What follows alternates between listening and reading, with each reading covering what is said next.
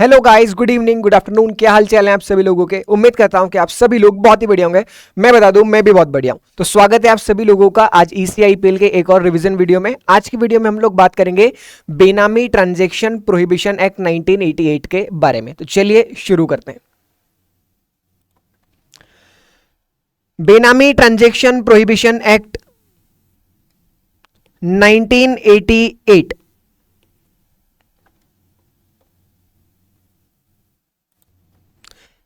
बेनामी का मतलब होता क्या है सर? बेनामी का मतलब होता है ऐसी चीज जिसका कोई नाम नहीं हो, नामहीन ऐसी प्रॉपर्टी जिसे खरीदा गया है किसी और के नाम पे, पर उसकी रियल ओनरशिप किसी और के पास है। खरीदा किसी और के नाम पे और उसकी रियल ओनरशिप किसी और के नाम पर, तो ऐसी प्रॉपर्टी को हम बोलते हैं कि भैया ये प्रॉपर्टी कैसी है, बेनामी प्रॉपर्टी, या ये ट्रांजैक्शन कैसा है, बेनामी ट्रांजैक्शन है। जैसे कि मान लीजिए सिद्धि नाम की एक करप्ट गवर्नमेंट ऑफिसर है, उसने एक फ्लैट बाय किया इंदौर में 1 करोड़ रुपए का, और ये 1 करोड़ रुपए उसके पास आया कहां से था? ब्लैक मनी से। अरे गवर्नमेंट ऑफिसर है तो उसे ब्लैक मनी कहीं से आई होगी, कहीं से रिश्वत मिली होगी, but register it in the name of his driver खुशी। उसकी एक ड्राइवर थी खुशी, उस खुशी के नाम पे उसने क्या किया, वो 1 करोड़ रुपए से खरीदा हुआ फ्लैट उसके नाम पे रख दिया, so that her name is not traceable, ताकि इसका नाम ट्रेसेबल ना हो। अरे पता चलेगा कि 1 करोड़ की प्रॉपर्टी खरीदी है सिद्धि ने, तो लोग पूछेंगे कि 1 करोड़ तुम्हारे पास कहां से आए, बता तो सकते नहीं कि रिश्वत से आए। तो उसने क्या किया, किसी और के नाम पे प्रॉपर्टी को बाय कर दिया।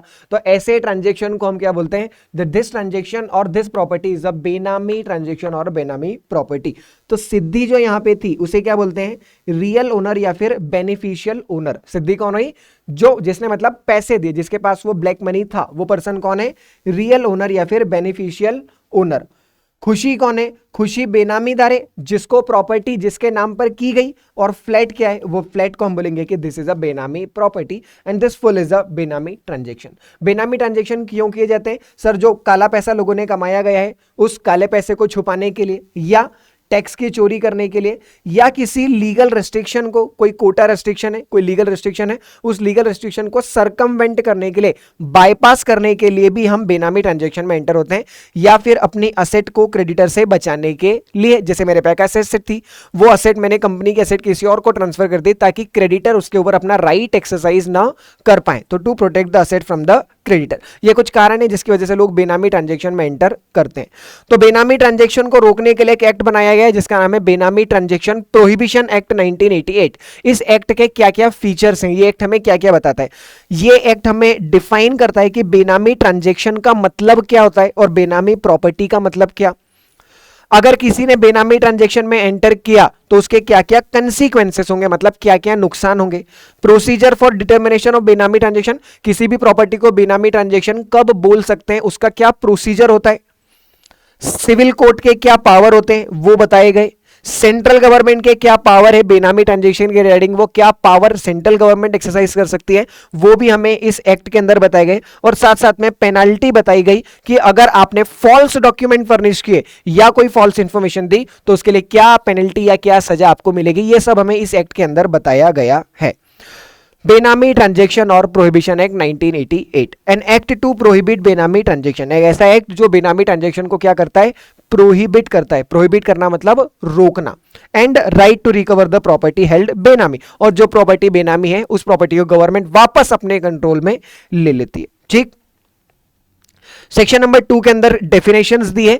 एक डेफिनेशन हमारे लिए काम की है, that is benami transaction. Mark this as a important definition, जिसके ऊपर एग्जाम में काफी फ्रीक्वेंटली क्वेश्चन पूछे हैं और केस स्टडी क्वेश्चन इसके ऊपर आता है। सर किसी भी प्रॉपर्टी को बेनामी प्रॉपर्टी कब बोलते हैं, या किसी भी ट्रांजैक्शन को बेनामी ट्रांजैक्शन कब बोलते हैं? तो transaction is said to be benami, transaction को बेनामी माना जाएगा अगर, कब? Property is transfer to a person and consideration is paid by another person. मैंने प्रॉपर्टी बेची राम को, पर जितने की प्रॉपर्टी मैंने बेची उतना पैसा राम ने पे नहीं किया, श्याम ने पे किया। मतलब प्रॉपर्टी किसी और के नाम पे और उसका कंसीडरेशन किसी और ने पे किया, तो हम बोलेंगे कि भैया ये प्रॉपर्टी कैसी है? बेनामी प्रॉपर्टी है। निखिल है, निखिल ने अपना घर जो है वो गौरव को बेचा, ठीक है, तो कायदा क्या कहता है कि गौरव को पैसे देने चाहिए।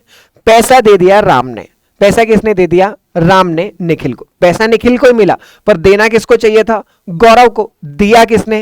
राम ने। क्यों? क्योंकि राम यहां पर कौन है? बेनामी। राम कौन है यहां पे? रियल ओनर, जो प्रॉपर्टी खरीदना चाहता था पर अपने नाम पे नहीं खरीद सकता था, तो उसने गौरव के नाम पर खरीद ली। तो ऐसी प्रॉपर्टी जहां प्रॉपर्टी का ट्रांसफर हुआ है पर उसका कंसीडरेशन किसी और ने पे किया है, तो हम बोलेंगे कि भैया ये बेनामी प्रॉपर्टी है। हालांकि इस चीज के कुछ एक्सेप्शन है, इंपॉर्टेंट एक्सेप्शन है। इसके 4 एक्सेप्शन होते हैं। मतलब प्रॉपर्टी किसी और के नाम पे, पेमेंट किसी और ने किया है, फिर भी उसे बेनामी नहीं कहेंगे। कब नहीं कहेंगे सर? पहला, हेल्ड बाय कर्ता और member but paid from the HUF asset. Property जो है वो कर्ता के नाम पर है या एचयूएफ के किसी मेंबर के नाम पे, पर उसका पेमेंट एचयूएफ की प्रॉपर्टी से किया गया तो चलता है, कोई दिक्कत वाली बात नहीं है। इस ट्रांजैक्शन को बेनामी ट्रांजैक्शन नहीं कहा जाएगा। दूसरा, held by trustee, partner, director in a fiduciary capacity. Fiduciary capacity का मतलब होता है केयर टेकर की कैपेसिटी में। मान लीजिए किसी रेस्ट्रिक्शन की वजह से कंपनी अपने नाम पर घर खरीद नहीं कर सकती थी, तो कंपनी के डायरेक्टर ने उसे अपने नाम पे खरीद लिया और बाद में लेटर ऑन कंपनी को ट्रांसफर करने का वादा कर दिया। तो जो कुछ समय तक डायरेक्टर ने अपने नाम पे प्रॉपर्टी परचेस की है या same goes with the trustee ने अपने नाम पे परचेस की है, तो क्योंकि वो फिड्यूसरी कैपेसिटी में उन्होंने होल्ड किया है, तो फिड्यूसरी कैपेसिटी को हम कभी भी बेनामी ट्रांजैक्शन नहीं कहते हैं, भले ही उसका पेमेंट कंपनी, फर्म या फिर ट्रस्ट ने किया हो।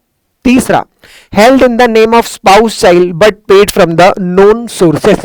मैंने अपनी वाइफ के लिए घर खरीदा, मैंने अपनी वाइफ के लिए घर खरीदा, वाइफ के नाम पे घर है, पर उसका कंसिडरेशन वाइफ ने पे नहीं किया, मैंने पे किया, तो क्या प्रॉपर्टी बेनामी मानी जाएगी? Answer is no. अगर आप अपने स्पाउस या चाइल्ड के नाम पर प्रॉपर्टी परचेस करते हैं और उसका पेमेंट आप करते हैं, तो उस प्रॉपर्टी को बेनामी नहीं कहेंगे। बस ये ध्यान रखना, आपने पेमेंट कहां से किया है वो सोर्सेस हमें पता होना चाहिए, वो नॉन सोर्सेस से पेमेंट किया जाना चाहिए। मतलब आपके पास पैसा कहां से आया ये तो पता होना चाहिए। ध्यान रखना, यहां पे स्पाउस और चाइल्ड लिखा हुआ है। गर्लफ्रेंड के लिए प्रॉपर्टी खरीद ली मैंने, तो उसे बेनामी माना जाएगा, स्पाउस और चाइल्ड। इसके अलावा held in the joint name with sibling, parent and paid from the known sources. मैंने अपने पापा के साथ मिलकर के एक प्रॉपर्टी खरीदी जिसके अंदर प्रॉपर्टी मेरे नाम पर भी रहेगी और पापा के नाम पर भी रहेगी, उसका कंसीडरेशन पूरा मैं पे करूंगा, तो क्या चलेगा? Answer is yes. आप जॉइंट नेम पर भी रख सकते हैं, उसे बेनामी का एक्सेप्शन माना गया है। तो हम पढ़ रहे हैं कि किसी भी ट्रांजैक्शन को या किसी भी प्रॉपर्टी को बेनामी प्रॉपर्टी या बेनामी ट्रांजैक्शन कब कहेंगे? तो हमने बोला सर बेनामी प्रॉपर्टी या बेनामी ट्रांजैक्शन माना जाएगा अगर उसे ट्रांसफर किसी और पर्सन को किया गया है और उसके कंसीडरेशन किसी और पर्सन ने पे किए, तो उसे बेनामी ट्रांजैक्शन माना जाता है। हालांकि उसके 4 एक्सेप्शन है। पहला, हेल्ड बाय कर्ता और member of HUF and paid from the HUF asset. दूसरा, held by trustee, partner, director in a fiduciary capacity and payment is made from firm, trust और कंपनी।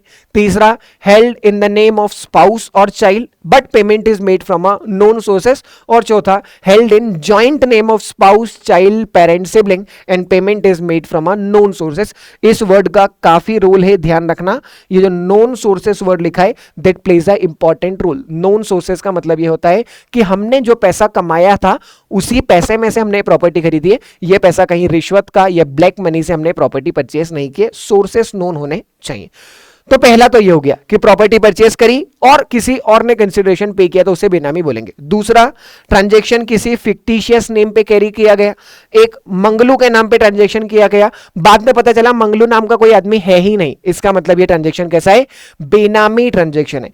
तीसरा, ऐसा ट्रांजैक्शन जहां पे ओनर को पता ही नहीं है कि वो ओनर है, ओनर को पता ही नहीं है कि वो ओनर है। हमने एक के नाम पे प्रॉपर्टी करी, बाद में किसी ने उससे जाके पूछा कि अरे तुम्हारे पास उज्जैन में प्रॉपर्टी है क्या? उसने बोला अरे मेरे नाम पे तो कोई उज्जैन में प्रॉपर्टी नहीं है। इसका मतलब ट्रांजैक्शन जहां पे ओनर को पता ही नहीं है कि उसके पास में ओनरशिप है। और ये ओनर कौन सा है? ये ओनर है बेनामीदार।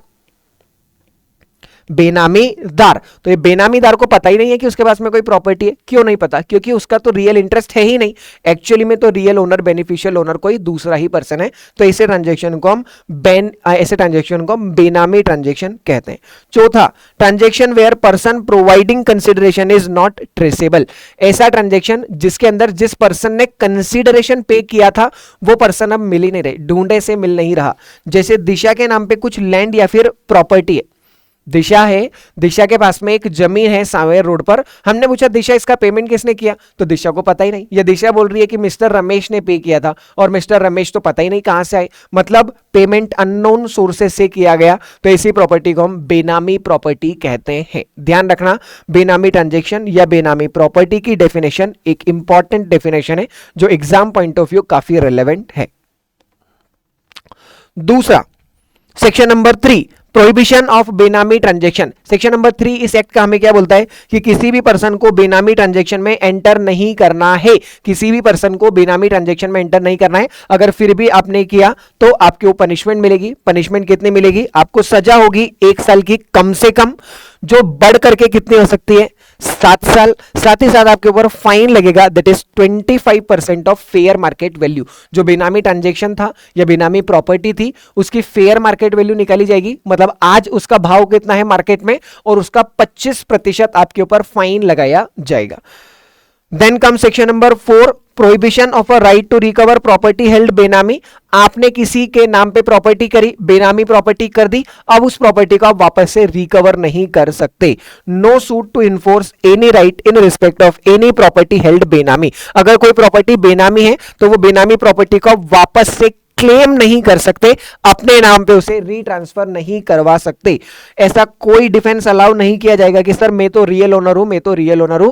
एक बार प्रॉपर्टी बेनामी के पास चली गई, बेनामीदार के पास, तो वो प्रॉपर्टी अब सिर्फ सेंट्रल गवर्नमेंट के पास जा सकती है और किसी के पास नहीं जा सकती। इस एग्जाम्पल से समझो, सिद्धि ने प्रॉपर्टी खुशी के नाम पे की थी। अब सिद्धि खुशी से वो प्रॉपर्टी रिकवर करने के लिए कोई भी क्लेम फाइल नहीं कर सकती, कोई भी सूट फाइल नहीं कर सकती। ऐसा सेक्शन नंबर 4 हमें बताता है। Section number 4 that is prohibition of right to recover. एक बार जो प्रॉपर्टी बेनामी हो गई उस प्रॉपर्टी को आप वापस से क्लेम नहीं कर सकते।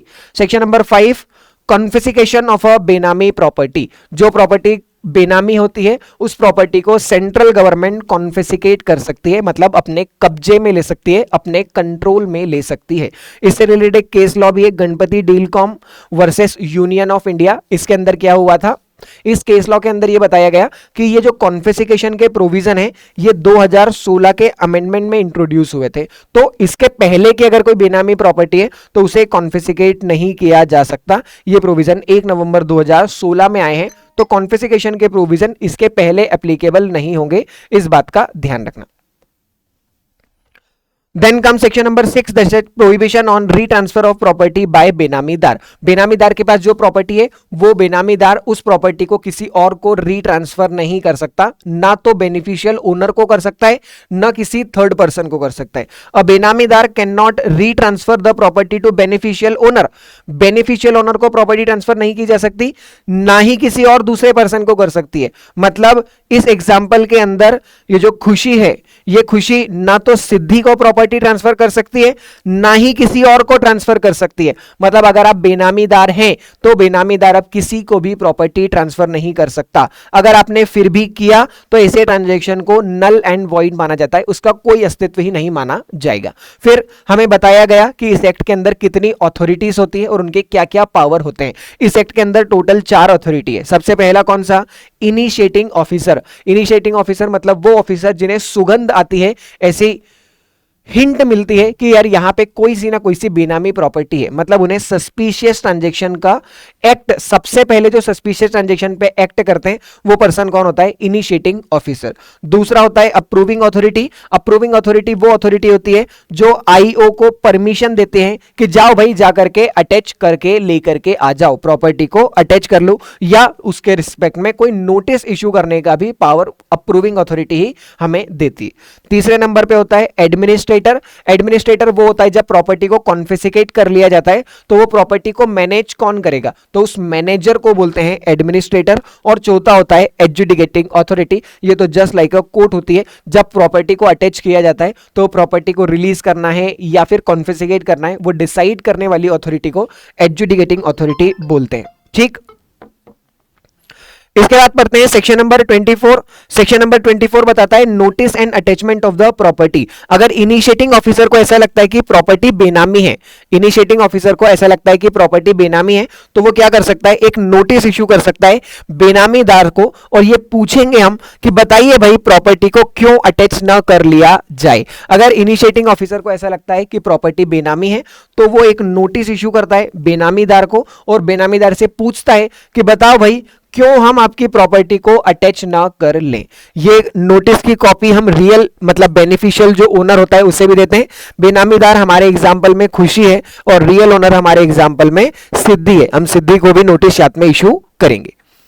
बेनामीदार और beneficial owner must reply with in the time mention in the notice. Notice के अंदर टाइम लिखा होगा कि भैया 7 दिन में रिप्लाई करो, 20 दिन में रिप्लाई करो, 30 दिन में रिप्लाई करो, जितना समय दिया हुआ है उतने समय में आपको रिप्लाई करना पड़ेगा। If there is a risk of alienation, हमें ऐसा लग रहा है कि ये जो प्रॉपर्टी बेनामी है, अगर हमने एक्ट नहीं किया, हमने जिम्मेदारी नहीं उठाई, तो ये प्रॉपर्टी को एलिनेट किया जा सकता है। एलिनेट का मतलब होता है, हो सकता है ये प्रॉपर्टी को ट्रांसफर कर दिया जाए, कंसील कर दिया जाए, छुपा दिया जाए। तो ऐसे केस में हम प्रॉपर्टी को प्रोविजनली अटैच कर सकते हैं। तो ऐसे केस में हम प्रॉपर्टी को प्रोविजनली अटैच कर सकते हैं। प्रॉपर्टी प्रोविजनली कितने समय के लिए अटैच होगी? 4 महीने के लिए प्रोविजनली अटैच की जा सकती है। फिर उसके बाद में इन्वेस्टिगेशन होगा, और अगर प्रोविजनल अटैचमेंट किया गया था तो इन्वेस्टिगेशन में हमें पता चला कि हाँ भाई प्रॉपर्टी बेनामी हो सकती है, तो हम अटैचमेंट को कंटिन्यू करेंगे। और हमें ऐसा पता चला कि नहीं यार यहां तो कोई बेनामी ट्रांजैक्शन का लगता नहीं है, चांस है, तो हम उस प्रॉपर्टी को क्या कर देंगे? रिवोक कर देंगे। जो अटैचमेंट किया था उस अटैचमेंट को रिवोक कर लिया जाएगा। अगर अटैचमेंट अभी तक किया ही नहीं था और इन्वेस्टिगेशन के बाद ऐसा पता चला कि प्रॉपर्टी बेनामी हो सकती है, तो अब अटैच कर लो, अटैच इट नाउ। और ऐसा लगता है कि नहीं यार प्रॉपर्टी इन्वॉल्व नहीं है, तो फिर डिसाइड कर लो कि अब हम प्रॉपर्टी को अटैच नहीं करेंगे। अगर इफ प्रॉपर्टी अटैच इधर इनिशियली और आफ्टर इंक्वायरी, एक समरी प्रिपेयर करनी पड़ती है और एडजुडिकेटिंग अथॉरिटी को उसका नोटिस दिया जाता है कि हमने किसी प्रॉपर्टी को अटैच किया है। आपको ध्यान आ रहा हो तो एफसीआरए और पीएमएलए के अंदर भी हम लोगों ने सेम प्रोविजन किया था। Thing goes same. सबसे पहले प्रॉपर्टी को अटैच किया जाता है, उस अटैचमेंट की जानकारी एडजुडिकेटिंग अथॉरिटी को दी जाती है। एडजुडिकेटिंग अथॉरिटी कंफर्म करती है कि प्रॉपर्टी को अटैच रहने देना है या रिलीज कर देना है। फिर उसके बाद स्पेशल कोर्ट इन्वेस्टिगेशन करती है और हमें लगता है कि हाँ भाई प्रॉपर्टी पीएमएलए में मतलब मनी लॉन्ड्रिंग में इन्वॉल्व है या यहां पे बेनामी है, तो हम उस प्रॉपर्टी को क्या कर लेंगे? कॉन्फिस्केट कर लेंगे, अदरवाइज स्पेशल कोर्ट उसे रिलीज कर देती है। तो यहां भी सेम चल रहा है कि अगर आपने प्रॉपर्टी को कॉन्फिस्केट, अगर आपने प्रॉपर्टी अटैच की है तो उसकी एक समरी बना करके एडजुडिकेटिंग अथॉरिटी को दी जाती है। सेक्शन नंबर 25 क्या बोलता है? Manner of serving the notice. अभी हमने क्या पढ़ा सेक्शन नंबर 24 में कि एक नोटिस इशू किया जाता है। इनिशिएटिंग ऑफिसर को अगर ऐसा लगता है कि प्रॉपर्टी मनी लॉन्ड्रिंग में इन्वॉल्व है तो हम एक नोटिस इशू करते हैं। वो नोटिस इशू करने का क्या मैनर होगा, क्या तरीका होगा? तो अगर इनिशिएटिंग ऑफिसर को ऐसा लगता है कि पर्सन बेनामीदार है तो वो उस पर्सन को क्या कर सकता है? एक नोटिस इशू कर सकता है कि बताओ भाई हम आपकी प्रॉपर्टी को क्यों बेनामी कंसीडर न करें। That is a show cause notice.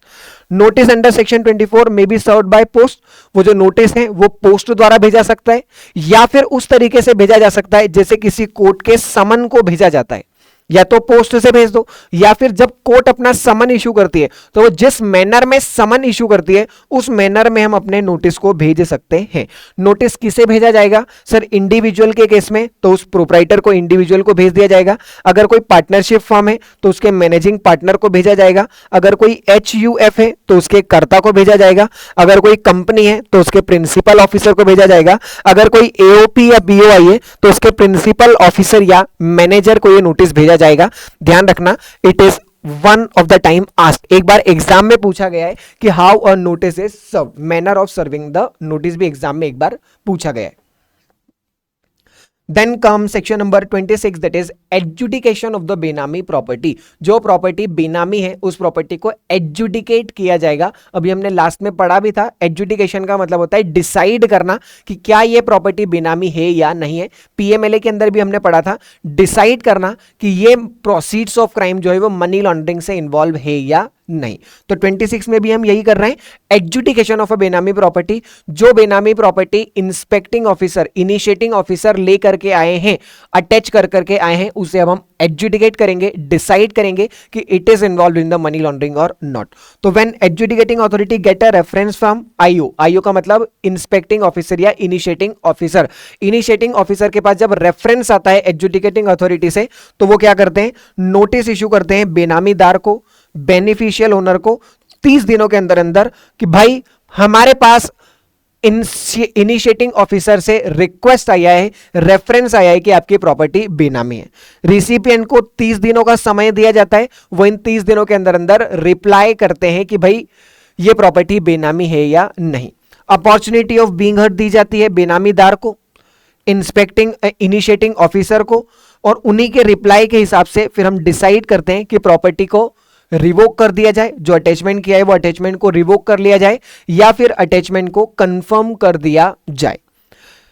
If only part of property is बेनामी, हमने एक प्रॉपर्टी को अटैच किया, उसमें से कुछ पार्ट बेनामी है और कुछ पार्ट बेनामी नहीं है, आइडेंटिफाई कर सकते हो तो बहुत अच्छी बात है, जितना पार्ट बेनामी होगा उतने को ही अटैच करना, बाकी को रिलीज कर देना।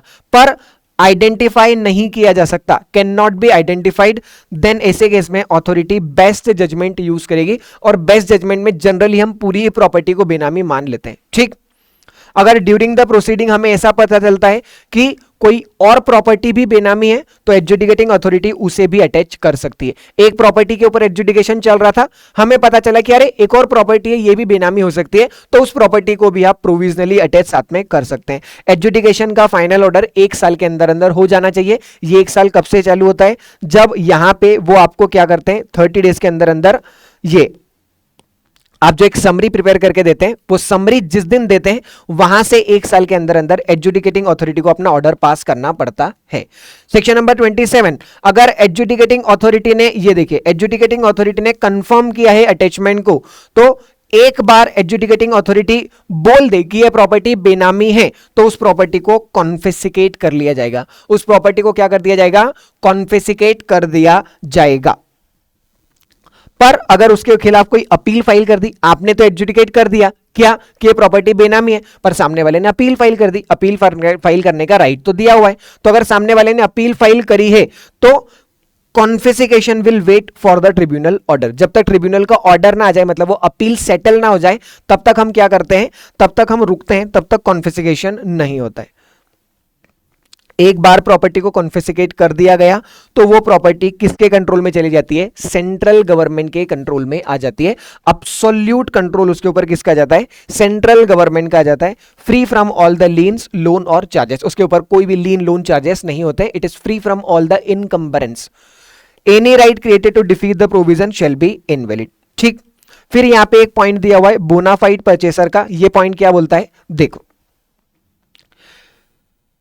रियल ओनर ने प्रॉपर्टी ट्रांसफर करी बेनामीदार को, बेनामीदार ने चिंको नाम के आदमी को प्रॉपर्टी ट्रांसफर कर दी। ठीक, प्रॉपर्टी कॉन्फिस्केट करते हैं तो बेनामीदार के पास होगी तो उससे ले लेंगे, या किसी और पर्सन के पास होगी तो उससे ले लेंगे। हमने सेक्शन नंबर 6 में भी क्या पढ़ा, सेक्शन नंबर 6 में हमने क्या पढ़ा कि बेनामीदार किसी को भी प्रॉपर्टी ट्रांसफर नहीं कर सकता। अगर उसने किसी को प्रॉपर्टी ट्रांसफर फिर भी की तो उस ट्रांसफर को नल एंड वॉइड माना जाता है। ऐसा भी हमने सेक्शन नंबर 6 के अंदर पढ़ा। पर इसने चिंकू को ट्रांसफर करी, तो वैसे तो सेक्शन नंबर 6 क्या बोलता है, चिंकू को किया गया ट्रांसफर नल एंड वॉइड माना जाएगा और हम इस प्रॉपर्टी को क्या कर लेंगे, ले लेंगे। ठीक, यहां पे उस चीज का एक एक्सेप्शन दिया हुआ है, दैट इज बोनाफाइड परचेसर। क्या बोल रहा है ये वाला exception, above provision shall not apply. Above provision, कौन से प्रोविजन की बात कर रहे हैं हम, कॉन्फिस्केशन की बात कर रहे हैं। Above provision shall not apply if property was purchased from benamidar for adequate consideration. ये वाले प्रोविजन एप्लीकेबल नहीं होंगे अगर प्रॉपर्टी को एडिक्वेट कंसीडरेशन के लिए किसी बोनाफाइड परचेसर, बोनाफाइड का परचेसर का मतलब क्या होता है, बोनाफाइड परचेसर का मतलब ये होता है कि जिसने गुड फेथ में परचेज किया है। अगर किसी ने गुड फेथ में परचेज किया है तो कॉन्फिस्केशन नहीं होगा, प्रोवाइडेड आपने एडिक्वेट कंसीडरेशन, जितनी फेयर मार्केट वैल्यू थी उतना पेमेंट पूरा किया, आपने कोई नोटिस भी सर्व नहीं किया था, आपने कोई नोटिस भी सर्व नहीं किया था कि ये प्रॉपर्टी बेनामी हो सकती है, और साथ ही साथ में कोई नॉलेज भी नहीं था आपको कि ये प्रॉपर्टी बेनामी है, तो ऐसे बोनाफाइड परचेसर को एग्जम्प्ट किया गया है, उसकी प्रॉपर्टी कॉन्फिस्केट नहीं की जाएगी। हालांकि इक्विवेलेंट वैल्यू हम बेनामी दार से रिकवर कर लेते हैं। Then come section number 28। Section number 28 बोलता है management of a confiscated property. Property confiscated under section 27 shall be manage by administrator. Section number 27 में हमने क्या पढ़ा? प्रॉपर्टी को कॉन्फिस्केट कर लिया जाएगा। कॉन्फिस्केटेड प्रॉपर्टी को कौन मैनेज करता है? एडमिनिस्ट्रेटर मैनेज करता है। Administrator shall have power to receive and manage the property. Administrator के पास ये पावर होते हैं कि वो प्रॉपर्टी को मैनेज कर सकता है, रिसीव कर सकता है। ठीक। सेंट्रल गवर्नमेंट अपने ऑर्डर द्वारा किसी भी ऑफिसर को बोल सकते है कि अरे भाई तुम एडमिनिस्ट्रेटर हो, और वो पर्सन एडमिनिस्ट्रेटर बन जाएगा। Administrator shall dispose the property in such manner as may be prescribed. Administrator को प्रॉपर्टी को उस तरीके से मैनेज करना है जैसा सेंट्रल गवर्नमेंट डायरेक्शन देगी। सेक्शन नंबर 27 में कॉन्फिस्केशन पढ़ा। सेक्शन नंबर 28 में एडमिनिस्ट्रेटर के बारे में पढ़ा। सेक्शन नंबर 29 हमें बताता है पोजीशन ऑफ द प्रॉपर्टी। अरे एक बार कॉन्फिस्केशन ऑर्डर पास हो गया तो एडमिनिस्ट्रेटर की रिस्पॉन्सिबिलिटी है कि वो उस प्रॉपर्टी का फिजिकल पोजीशन ऑब्टेन कर ले, फिजिकल पोजीशन अपने नाम पर ले ले। To obtain the physical position, वो गया घर पे कि लाओ भाई प्रॉपर्टी हमारे नाम पे कर दो, हमारे कंट्रोल में दे दो, तो उसे पता चला कि अरे वहां तो कोई आदमी रहता है, वहां पे कोई करंट ऑक्यूपेंट है, तो हम क्या करेंगे? हम 7 दिन का नोटिस देंगे कि भाई ये प्रॉपर्टी सरेंडर कर दो। इस प्रॉपर्टी के ऊपर अब सेंट्रल गवर्नमेंट का राइट है। सामने वाला मान गया तो बहुत अच्छी बात है। सामने वाला तो नखरे दिखा रहा था, बोल रहा था कि नहीं मैं ये जगह खाली नहीं करूंगा, तो ऐसे केस में एडमिनिस्ट्रेटर जो है वो असिस्टेंस ले सकता है। किससे? पुलिस से। वो बोलेगा, पुलिस को लेकर के जाएगा और फिर उन्हें जबरदस्ती उस घर से निकालेगा, उस प्रॉपर्टी से निकालेगा। मतलब अगर सामने वाला पर्सन कोऑपरेट नहीं करता है तो आप पुलिस की मदद लेके फोर्सिबल पोजीशन भी अपने नाम पर ले सकते हैं। Then come section number 30 that is establishment of appellate tribunal. अगर आप एडजुडिकेटिंग अथॉरिटी या इस एक्ट में दिए गए किसी भी अथॉरिटी, किसी भी ऑफिसर के डिसीजन से ना खुश है, आपको पसंद नहीं आया, तो ऐसे केसेस में सेंट्रल गवर्नमेंट की रिस्पॉन्सिबिलिटी है कि वो आपके लिए एक अपीलेट ट्रिब्यूनल बनाए जहां पर आप अपील फाइल कर सकते हैं उस ऑर्डर के अगेंस्ट में। आपकी बात मानते हुए सेंट्रल गवर्नमेंट ने वो अपीलेट ट्रिब्यूनल सेक्शन नंबर 30 के अंदर बनाया। सेक्शन नंबर 40 क्या बोलता है? Procedure and power of appellate tribunal. जो अपीलेट ट्रिब्यूनल आपने बनाया है, उस अपीलेट ट्रिब्यूनल का काम है क्या? कि वो आपकी अपील को सुने, अपील को हियर करे, अपील को ट्राई करे। तो अपीलेट ट्रिब्यूनल नेचुरल जस्टिस के प्रिंसिपल्स को फॉलो करेगा, that is opportunity of being heard, उसको फॉलो करेगा। साथ साथ में प्रोविजंस ऑफ दिस एक्ट, इस एक्ट के अंदर जो प्रोविजन दिए हुए हैं उन सभी प्रोविजंस को कंप्लाई करते हुए आपकी अपील को हियर करने का काम करेगा। Then come section number 49। आप तो और ज्यादा बड़े वाले निकले, आपको अथॉरिटी का डिसीजन पसंद नहीं आया, आपको अपीलेट ट्रिब्यूनल का डिसीजन भी पसंद नहीं आया, तो क्या करें? तो आप चले जाइए कहां पर? हाई कोर्ट में भी चले जा सकते हैं। Any party agreed by the decision of appellate tribunal. Appellate tribunal के ऑर्डर से, डिसीजन से अगर आप खुश नहीं है तो ऐसे केस में आप हाई कोर्ट भी जा सकते हैं। हाई कोर्ट कितने समय में जाना है? 60 डेज, 60 दिनों के अंदर अंदर आपको हाई कोर्ट जाना है, इस बात का ध्यान रखो। Then come section number 50 special court. Central government एक या एक से ज्यादा कोर्ट को डिक्लेयर कर सकती है कि ये कोर्ट क्या है? स्पेशल कोर्ट है। अरे स्पेशल कोर्ट होने से क्या होगा? याद करो पीएमएलए, वहां भी हमने स्पेशल कोर्ट के बारे में पढ़ा था। स्पेशल कोर्ट वो कोर्ट होती है जो इस ऑफेंस को ट्राई करती है। इस ऑफेंस को मतलब जिस एक्ट के अंदर वो स्पेशल कोर्ट बनी है। अगर पीएमएलए के अंदर स्पेशल कोर्ट बनी हुई है, इसका मतलब पीएमएलए से रिलेटेड सारे ऑफेंसेस सिर्फ उसी स्पेशल कोर्ट में ट्राई होंगे। इस एक्ट के अंदर स्पेशल कोर्ट बनी है, इसका मतलब क्या? इस एक्ट के सारे ऑफेंसेस सिर्फ इन्हीं स्पेशल कोर्ट में ट्राई होंगे। Special court to take cognizance, संज्ञान। स्पेशल कोर्ट किसी भी ऑफेंस का संज्ञान, किसी भी ऑफेंस का कॉग्निजेंस, किसी भी ऑफेंस को ट्राई तब करेगी जब उसके पास कोई राइटिंग में कंप्लेन आए कि भैया ये प्रॉपर्टी बेनामी है, तो स्पेशल कोर्ट फिर पावर में आएगी, एक्शन में आएगी और उसके खिलाफ एक्शन लेना चालू करेगी। Special court should finish the trial with in 6 month. Special court जो है वो 6 महीने के अंदर अंदर क्या करेगी? ट्रायल को फिनिश करेगी, ट्रायल को कंप्लीट करेगी। सेक्शन नंबर 53 हमें क्या बताता है कि अगर किसी भी पर्सन ने बेनामी ट्रांजैक्शन में एंटर किया, हालांकि ये पेनल्टी हमने सेक्शन नंबर 3 के अंदर ऑलरेडी पढ़ चुके हैं, वही बात यहां पे वापस से दी है कि where a person entered into a benami transaction, अगर कोई बेनामी ट्रांजैक्शन में एंटर करता है तो बेनिफिशियल ओनर, बेनामीदार और अगर कोई और पर्सन है जो हेल्प कर रहा है उसके ऊपर पेनल्टी लगेगी। पेनल्टी कितनी लगेगी सर? इंप्रिजनमेंट होगा कितना? कम से कम 1 साल, मैक्सिमम कितना? 7 साल, और आपके ऊपर 25% ऑफ फेयर मार्केट वैल्यू की पेनल्टी, फाइन भी साथ साथ में एप्लीकेबल होगा। ठीक। Section number 54, penalty for the false information. आपसे प्रोसीडिंग के दौरान कुछ बात पूछी गई और आपने झूठ बोला या कुछ बात हमसे छुपाई, सप्रेशन, ओमिशन अगर आपने किया, तो ऐसे केस में आपको जेल जाना पड़ेगा 6 महीने के लिए, और मैक्सिमम वो जेल कितना हो सकता है, 5 सालों के लिए भी हो सकता है, और आपके ऊपर 10% का फाइन भी लगेगा, 10% ऑफ फेयर मार्केट वैल्यू। ठीक। इस एक्ट में किसी को भी प्रोसिक्यूट नहीं किया जा सकता जब तक बोर्ड उसके लिए कोई परमिशन हमें ना दे दे, कोई खास सेक्शन नहीं। सेक्शन नंबर 55 है, immunity from the prosecution. Inspecting officer, initiating officer किसी भी पर्सन को इम्यूनिटी दे सकता है, किसी भी पर्सन को इम्यूनिटी दे सकता है, जैसे कि बेनामीदार को अगर उसने फुल ट्रू डिस्क्लोजर किया वॉलेंट्री। अरे एक पर्सन था बेनामीदार जिसके नाम पे कुछ प्रॉपर्टी की गई, उसे पता चला कि यार बेनामी ट्रांजैक्शन तो गलत होते हैं, मान लो अपना लेक्चर ही देख रहा था कोई और उस पता चला कि मेरे नाम पे भी तो प्रॉपर्टी है, मैं बेनामीदार हूं, तो उसे अक्ल आई कि यार ऐसे में तो मैं जेल जा सकता हूं, मेरे ऊपर फाइन लग सकता है, तो उसने क्या बोला कि चलो अपन तो जा जाके सब कुछ किसी को सच बता देते हैं, और वो इनिशिएटिंग ऑफिसर के पास गया और बेनामीदार ने सारी बातें फुल डिस्क्लोजर, सच्चा डिस्क्लोजर वॉलेंट्री तरीके से जाकर के कर दिया।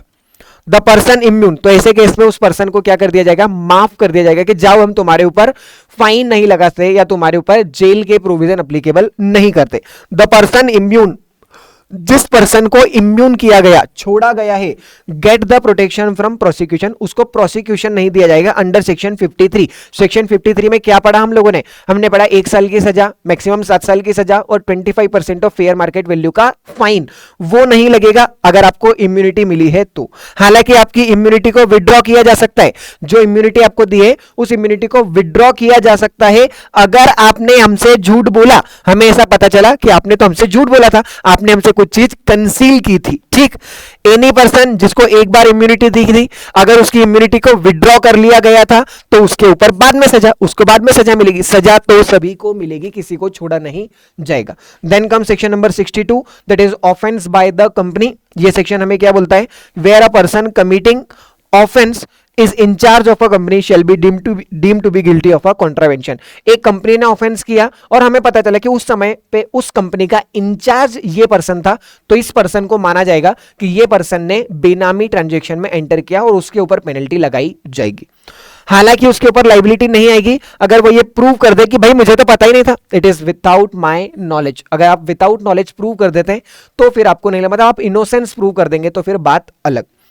Where contravention of act committed by company and it is proved that contravention has taken place with the consent of director, manager, secretary shall be deemed to be guilty of a contravention। एक company ने contravention किया और पता चला कि उस contravention के अंदर डायरेक्टर, मैनेजर या सेक्रेटरी की कंसेंट थी, तो उन तीनों को ही कॉन्ट्रावेंशन का गिल्टी माना जाएगा। और इसी तरीके से हम लोगों के सारे प्रोविजन इस चैप्टर के अंदर जो दिए गए थे वो सारे के सारे प्रोविजन हम लोगों ने कंप्लीट किए। न्यू स्कीम के अंदर जो क्वेश्चंस पूछे, अभी तक 3 बार क्वेश्चन पूछे, इन 3 क्वेश्चंस को भी फटाफट से डिस्कस कर लेते हैं। Explain the provision relating to special court constituted under section 50। अभी हम लोगों ने पढ़ा सेक्शन नंबर 50 हमें क्या बोलता है। सेक्शन नंबर 50, सेंट्रल गवर्नमेंट अपने ऑर्डर द्वारा एक या एक से ज्यादा कोर्ट को डेजिग्नेट कर सकता है कि ये स्पेशल कोर्ट मानी जाएगी based on the area, cases और क्लास ऑफ केसेस।